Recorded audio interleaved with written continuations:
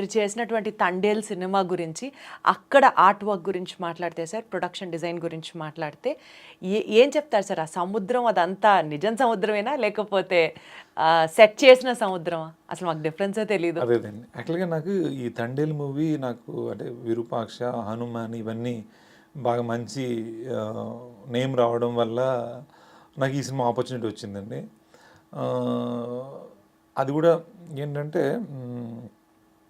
Opportunity వచ్చిన వెంటనే నాకు కాల్ వచ్చింది. చందు గారి దగ్గర నుంచి కాల్ వచ్చి నాకు చందు గారు ఒకరోజు పిలిచి మొత్తం ఒక 3 అవర్స్ నారేషన్ ఇచ్చారు. స్క్రిప్ట్ వినగానే నాకు నేను కనెక్ట్ అయిపోయాను అనమాట. అంటే జనరల్‌గా నాకు ఒక వీక్‌నెస్ ఏముందంటే ఏదైనా స్క్రిప్ట్ చెప్పేటప్పుడు ఒక చిన్న నిద్ర వస్తుంది, స్లీప్ వస్తుందనమాట. అలాంటిది ఈ కథ అస్సలకు 3 అవర్స్ ఆయన కంటిన్యూ చెప్పినప్పటికి కూడా నాకు చాలా ఎనర్జీగా నేను విన్నానంటేనే నాకు కథ చాలా బాగా నచ్చేసిందండి.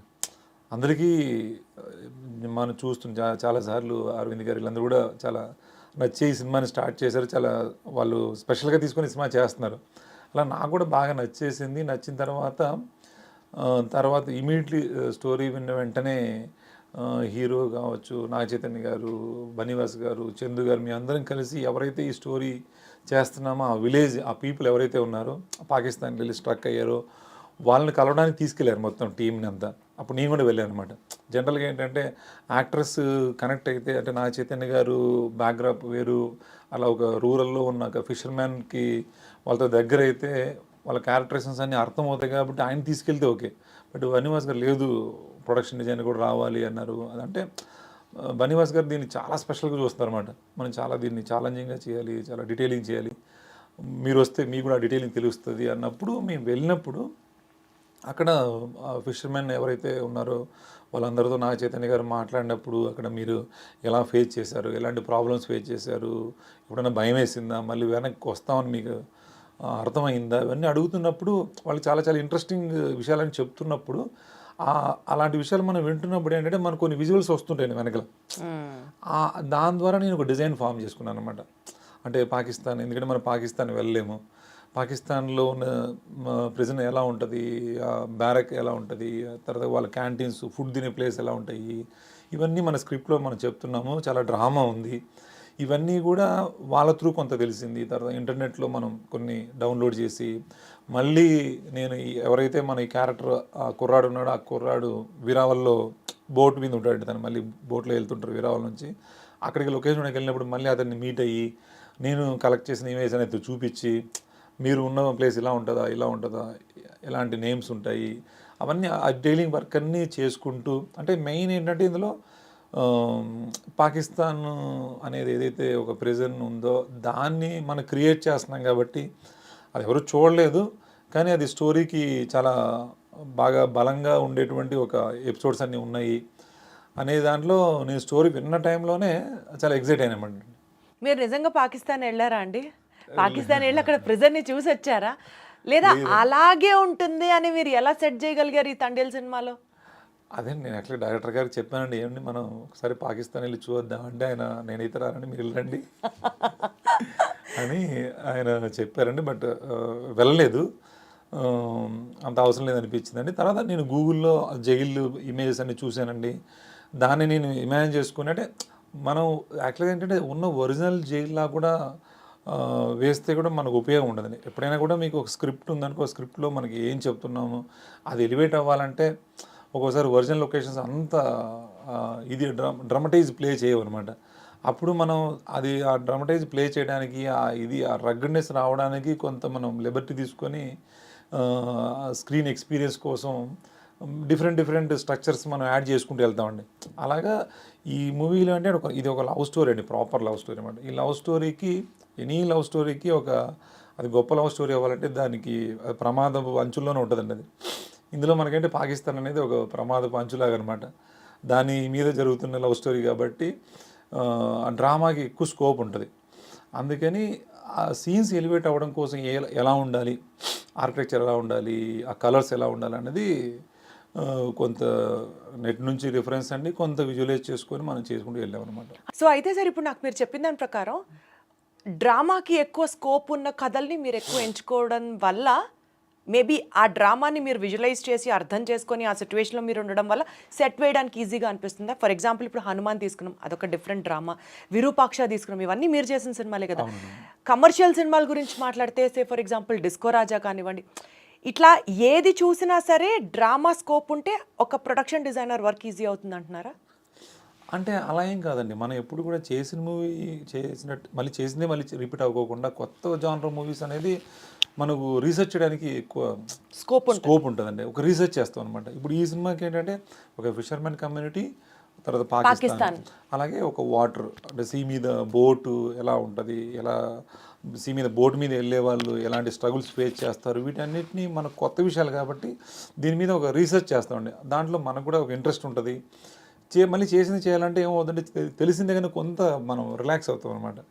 అలాగే నేనేంటంటే ప్రతి సినిమా కొత్త జానర్ సినిమా చేయాలనే ఇంట్రెస్ట్ చూపిస్తాను. అలాగే ఈ సినిమా నాకు ఆ కొత్త ఎక్స్పీరియన్స్ ఇచ్చే సినిమాగా అయిందండి. అంటే మీకు అదే చెప్పాను కదా, కథ వినగానే నేను ఎక్సైట్ అవ్వడానికి కారణం కూడా అదే అనమాట. దాంట్లో అంశాలు మనల్ని ఇది చేస్తాయండి. Got it sir. సార్ ఇప్పుడు ప్రతి ఫీల్డ్ని టెక్నాలజీ ఓవర్టేక్ చేసినట్టు ఆర్ట్ ఫీల్డ్ని కూడా ఈ ప్రొడక్షన్ డిజైనర్గా మీరు ఏదైతే ఇప్పుడు వర్క్ చేస్తున్నారో మీ ఫీల్డ్ని కూడా ఏఐ టెక్నాలజీ ఓవర్టేక్ చేసిందా? అంటే మీకు వర్క్ ఈజీ అవుతుందా దానివల్ల అన్నది నా క్వశ్చన్.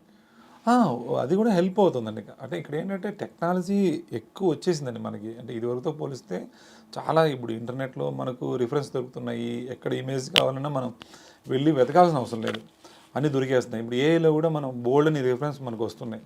కానీ దాన్ని ఏంటంటే స్క్రిప్ట్ కరెక్ట్గా మన యాప్ట్గా దాన్ని వర్కౌట్ చేసుకున్న వాళ్ళకి ఇది హెల్ప్ అవుతుందండి.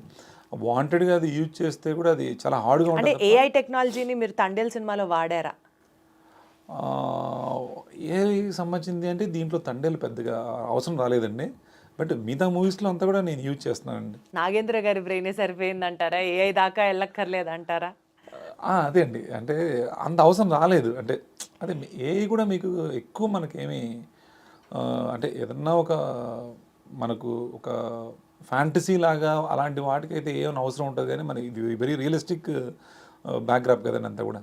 ఇందాక మీరు ఒక మాట అన్నారు సార్, ఏదన్నా ఒక సెట్ వేయాలన్నా లేకపోతే ఒక లిబర్టీ తీసుకోవాలన్నా ప్రొడక్షన్ సంస్థ కూడా మనకి చాలా హెల్ప్ చేయాలి అని. అవునండి. ఎస్పెషల్లీ ఈ తండేల్ సినిమా గురించి మాట్లాడితే గీతా ఆర్ట్స్ దగ్గర నుంచి కానీ అరవింద్ గారి దగ్గర నుంచి కానీ మీకు ఆ ప్రత్యేకమైన ఒక ఫ్రీ హ్యాండ్ ఏమైనా వచ్చిందా?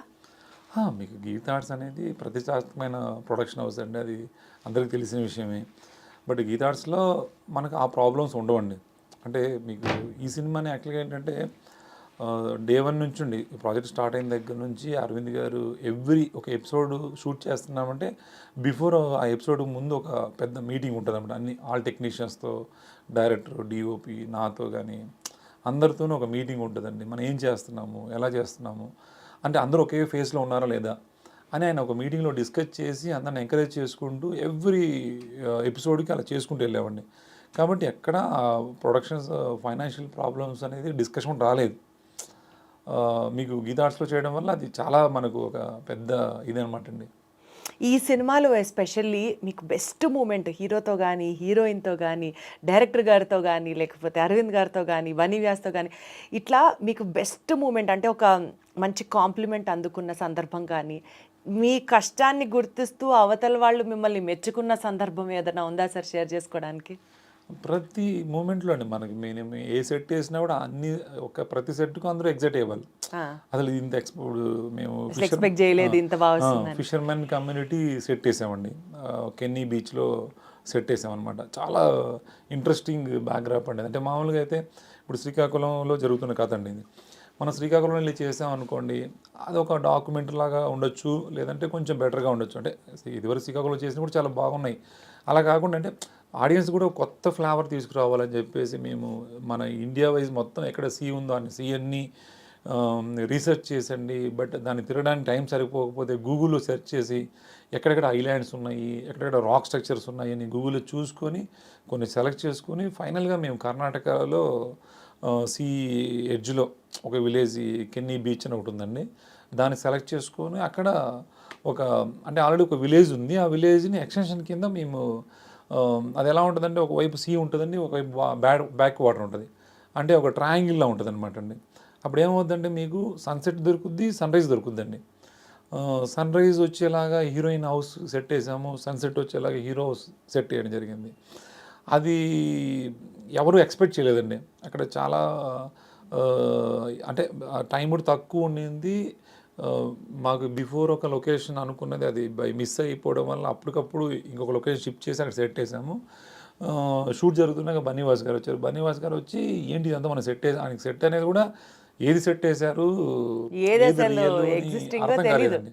వావ్! ఆయన షాక్ అయ్యారు అనమాట. ఏంటి ఇదంతా మనం సెట్ వేసామా, ఇంత పెద్ద సెట్ వేసామా అంటే జనరల్గా ఏంటంటే